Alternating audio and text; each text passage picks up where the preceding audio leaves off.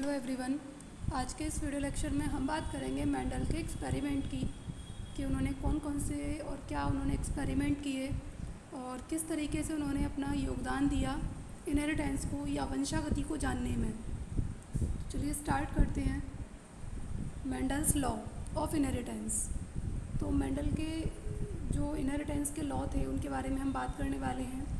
तो पहली बात, स्टार्ट करने से पहले ये जान लीजिए कि जो मेंडल थे उन्हें फादर ऑफ जेनेटिक्स के नाम से जाना जाता था। फादर ऑफ जेनेटिक्स यानी कि वंशागति के पिता कहा जाता था मेंडल को। वंशागति के पिता कहा जाता था मेंडल को, या आनुवंशिकी के जनक के नाम से मेंडल को जाना जाता था। क्यों जाना जाता था? क्योंकि उन्होंने ही सबसे पहले लोगों को जो आनुवंशिकी है या जो वंशागति है इससे अवेयर कराया। इसके बारे में उन्होंने बताया कि कोई ऐसी चीज़ भी होती है या कोई ऐसा कुछ ऐसे एक्सपेरिमेंट्स भी होते हैं या कुछ ऐसे लक्षण भी होते हैं जो कि एक जनरेशन से दूसरी जनरेशन के अंदर पास आउट होते हैं। तो उसके बारे में इन्होंने लोगों को रूबरू कराया और उन्होंने ही इसके बारे में बताया। हालांकि लोग पहले से भी काफ़ी कुछ जानते थे, पर उन्हें साइंटिफिकली ये सारी बातें नहीं पता थी। जो सैद्धांतिक तरीका होता है, जो एक वैज्ञानिक तरीका होता है, उसके आधार पर इसके बारे में उन्हें नहीं पता था। तो ये चीज़ें जो प्रूव की वो मेंडल ने की थी पहली बार, तो इसीलिए इनको नाम दिया गया आनुवंशिकी के जनक। तो इसके नाम से इन्हें जाना जाता था। अब इन्होंने किया क्या कि इस मटर के पौधे को इन्होंने अपने एक्सपेरिमेंट के लिए चूज़ किया। विपर्यासी यानी कि इन्होंने कुछ ऐसे कैरेक्टर्स लिए, कुछ 7 इन्होंने विकल्पी कैरेक्टर्स को, लक्षणों को इन्होंने चूज़ किया। ठीक है, तो इन्होंने अपने एक्सपेरिमेंट के लिए मटर के पौधे को चूज़ किया जिसका साइंटिफिक नेम था पाइसम सटाइवम। और इसमें इन्होंने क्या किया कि कुछ 7 लक्षणों को लिया, और वो 7 लक्षण कैसे थे? विपर्यासी थे, यानी कि एक दूसरे के विपरीत थे।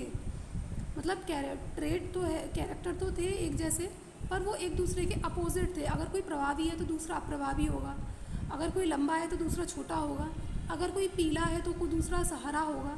तो इन्हें कहते विपर्यासी, यानी कि एक दूसरे के विपरीत, विकल्पी, है ना। ऐसे कैरेक्टर्स को उन्होंने चूज़ किया। तो अब इन्होंने मटर के पौधे को ही चूज़ क्यों किया अपने एक्सपेरिमेंट के लिए? क्योंकि इसके अंदर काफ़ी सारे कंट्रास्टिंग कैरेक्टर्स थे। कंट्रास्टिंग कैरेक्टर्स का मतलब कि काफ़ी सारे ऐसे कैरेक्टर्स थे, हाईलाइटेड कैरेक्टर्स थे, जिन्हें कोई भी इजीली डिटेक्ट कर सकता था, उन्हें देख सकता था और बता सकता था कि ऐसी चीज़ें, इतने सारे चेंजेस इस वाले प्लांट के अंदर हैं, इस वाले दूसरे प्लांट के अंदर नहीं है। तो ऐसे कैरेक्टर्स जिन्हें हम इजीली डिटेक्ट कर सकते हैं, देख सकते हैं और देखकर जिनके बारे में हम बता सकते हैं। तो इसीलिए इन्होंने इस मटर के पौधे को चूज़ किया था।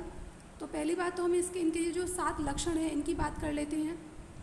तो इन्होंने कैसे इन्हें यूज़ की? जो पहला कैरेक्टर इन्होंने लिया वो था बीज का आकार, कि जो बीज है यानी कि जो मटर के अंदर निकलने वाला जो बीज होता है उसका आकार कैसा है। एक तो था गोल और दूसरा था झुर्रीदार। आपने भी देखे होंगे मटर, तो आप लोगों ने भी नॉर्मली देखी ही होंगी। कुछ मटर कैसी होती हैं, कुछ मटर के अंदर जो बीज निकलते हैं बिल्कुल गोल निकलते हैं, और कुछ के अंदर कैसे निकलते हैं? झुर्रीदार निकलते हैं। और फिर दूसरा इन्होंने आधार किसको बनाया? बीजों का रंग, कि बीजों का रंग कैसा है, पीला है या हरा है। 2 ही कलर निकलते हैं मटर के अंदर, या तो पीले कलर का सीड होगा बीज होगा, या फिर कैसा होगा? हरे कलर का सीड होगा। तो ये इन्होंने कैरेक्टर लिया। अब देखो, एक ही कैरेक्टर की 2 ट्रेड्स ऑल्टरनेटिवली, दोनों ट्रेड्स, जैसे कि ये पीला है तो दूसरा हरा है, एक लंबा है तो दूसरा छोटा है। ये ऑल्टरनेटिव यानी कि एक ही कैरेक्टर की 2 ट्रेड्स को इन्होंने इस तरीके से चूज़ किया। 7 कैरेक्टर्स इन्होंने लिए। तो हमने 2 कैरेक्टर की बात कर ली। तीसरा कैरेक्टर इन्होंने क्या लिया? पुष्प का रंग, यानी कि फूल का कैसा रंग है, बैंगनी है या सफ़ेद है। अच्छा, एक और चीज़ इन्होंने देखी थी यहाँ पर कि एक तो कैरेक्टर ऐसे थे जो प्रभावी थे और दूसरे कैसे थे? अप्रभावी थे। यानी कि कुछ कैरेक्टर्स इसमें इस तरीके के थे जो एक जनरेशन से जब दूसरी जनरेशन के अंदर पास हो रहे थे तो अपने गुणों को दिखा रहे थे, वहाँ पर छोड़ रहे थे वहाँ पर अपने गुणों को। ठीक है, और कुछ कैरेक्टर्स ऐसे थे कि जो एक जनरेशन से दूसरी जनरेशन के अंदर पास आउट तो हो रहे थे पर वो अपने गुणों को दिखा नहीं रहे थे। ये चीज़ आपको और अच्छे से समझ में आएगी जब हम मोनोहाइब्रिड क्रॉस को समझाएंगे।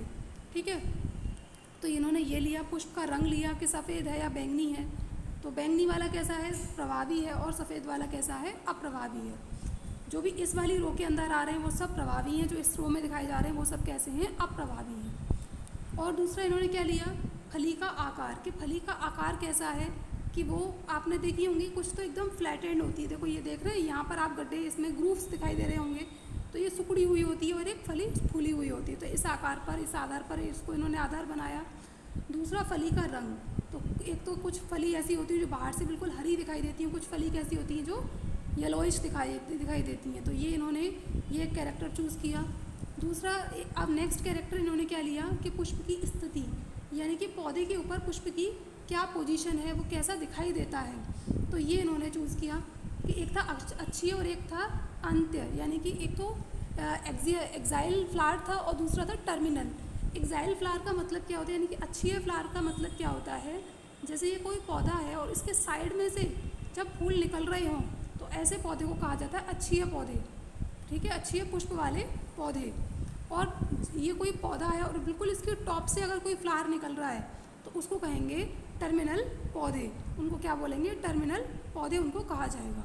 तो ये इस पुष्प की स्थिति के आधार पर चूज़ किया।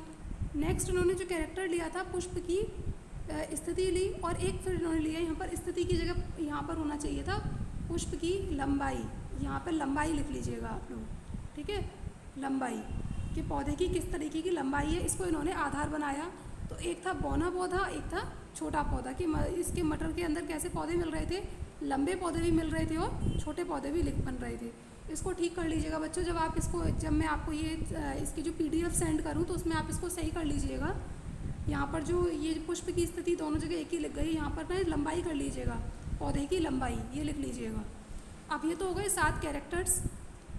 अब नेक्स्ट इन्होंने क्या किया कि अब एक क्वेश्चन ये आता है कि मेंडल ने मटर के पौधे को ही क्यों एक्सपेरिमेंट के लिए चूज़ किया। जो मेंडल थे इन्होंने अपने एक्सपेरिमेंट में मटर के पौधे को ही क्यों चूज़ किया था। तो ये इम्पॉर्टेंट क्वेश्चन है, ये जो है ये इम्पॉर्टेंट है, ठीक है। तो पहला इसका रीज़न था कि मटर में विपर्यासी विकल्पी लक्षण स्थूल रूप से दिखाई देते हैं, यानी कि कुछ विपरीत ऑल्टरनेटिव, जैसे कि लंबा है तो छोटा है ना, अच्छी पौधा है तो आंत्य पौधा, आंत्य मतलब उसकी जो वो थी पोजीशन है ना, वो उन्होंने यूज़ की। और ये इसके अंदर काफ़ी सारे कंट्रास्टिंग कैरेक्टर्स थे जिसकी वजह से इन्होंने मटर के पौधे को चूज़ किया था। दूसरा इसका रीज़न क्या था कि इसका जो जीवन काल होता है वो बहुत छोटा होता है, यानी कि करीब 3 या 6 महीने के आसपास का होता है, 3 से 6 महीने के बीच में इसका पूरी लाइफ कंप्लीट हो जाती है। तो इसीलिए इन्होंने अपने ऐसे पौधे को चूज़ किया था। जाहिर सी बात है अगर कोई एक्सपेरिमेंट कर रहा है तो वो ऐसे ही पौधे को चूज़ करेगा कि जिससे कि काफ़ी जल्दी उसके रिज़ल्ट मिले, क्योंकि इतना टाइम नहीं है कि वो वेट करे और फिर जब 1 या 2 साल निकल जाए उसके बाद फिर वो एक्सपेरिमेंट करके लेकर आए। तो इसीलिए ये रीज़न भी था इस पौधे को चूज़ करने का। तीसरा उनका ये रीज़न था कि सामान्यतः परागण इसके अंदर स्वपरागण भी हो सकता था और कृत्रिम परागण भी हो सकता था, यानी कि सेल्फ पॉलिनेशन, कि जो खुद से अपने आप पौधे का, जैसे उसके ऊपर जो एंथर होते हैं वो फटे और उसमें से पॉलिन ग्रेन्स निकले, और जो पॉलिन है पॉलिन ग्रेन्स जो स्त्री केसर होता है उसके अंदर गए और सेल्फ पॉलिनेशन हो गया। दूसरा एक कृत्रिम तरीके से, यानी कि अपने आप कराया भी जा सकता था। तो दोनों तरीके से इसके अंदर एक्सपेरिमेंट हो सकता था, तो इसलिए इन्होंने इसको चूज़ किया था। सेल्फ पॉलिनेशन भी हो सकता था, क्रॉस पॉलिनेशन भी हो सकता था, तो ये इसलिए इन्होंने इसको चूज़ किया था।